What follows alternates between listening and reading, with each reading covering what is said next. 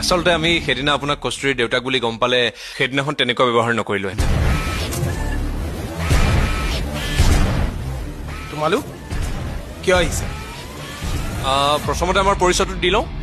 মই মানে স্বৰ্গীয় মিষ্টাৰ ৰঞ্জিত চৌধুৰীৰ ল'ৰা। চিনি পাইছে নিশ্চয়, যিহেতু আপুনিও বিজনেছৰ লগতে ৰিলেটেড। মোৰ দেউতা মানে এই বিজনেছ ৱৰ্ল্ডখনৰ শচীন তেণ্ডুলকাৰ, ভূপেন হাজৰিকা। একজেক্টলি। হ'ব, আচলতে মা আৰু মই অকলশৰীয়া, গতিকে মাক এজনী বোৱাৰী লাগে। আৰু মই কস্তুৰীক ভাল পাওঁ।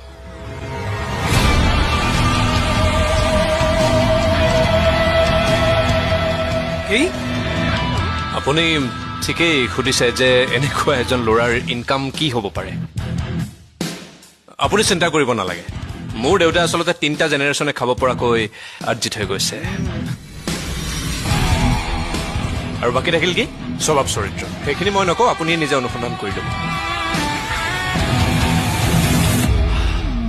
আৰু থাকিল মৰম।